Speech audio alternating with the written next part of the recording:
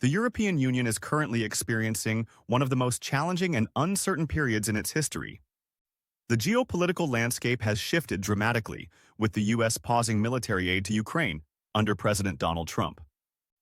This decision has sent shockwaves across Europe, raising urgent questions about the continent's security and its ability to defend itself without U.S. support.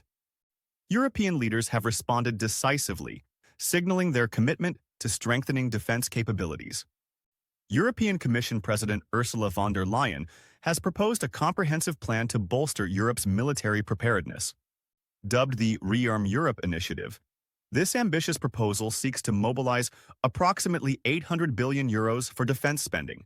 It includes a €150 billion loan program aimed at facilitating the purchase of weapons, advanced military technology, and infrastructure improvements.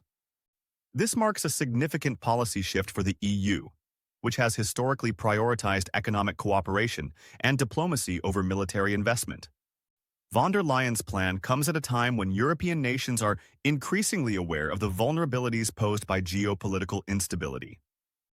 The war in Ukraine has exposed gaps in Europe's defense capabilities, and Trump's decision to halt aid has further underscored the need for self-reliance.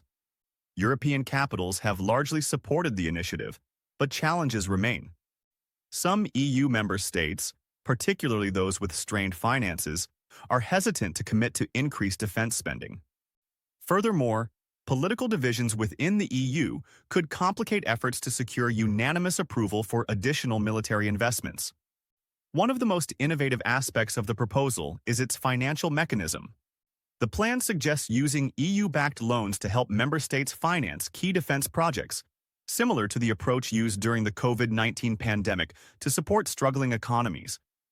This would allow countries to invest in missile defense systems, cyber warfare capabilities, and drone technology without immediately burdening national budgets.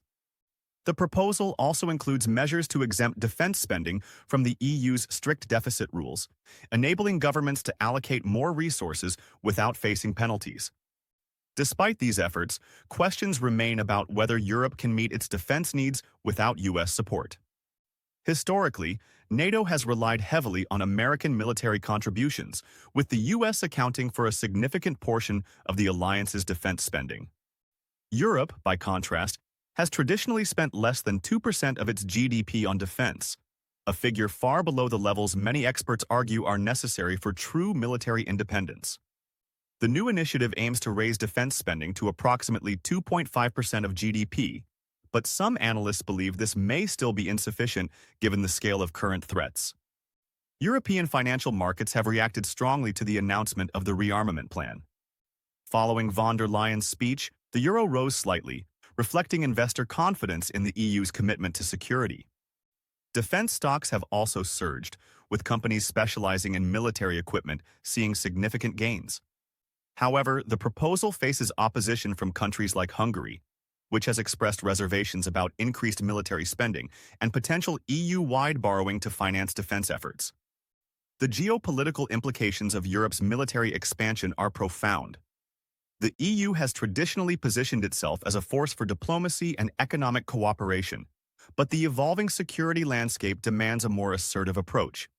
If the EU successfully implements this plan, it could mark the beginning of a new era in European defense policy, one in which the continent takes greater responsibility for its own security rather than relying on transatlantic support.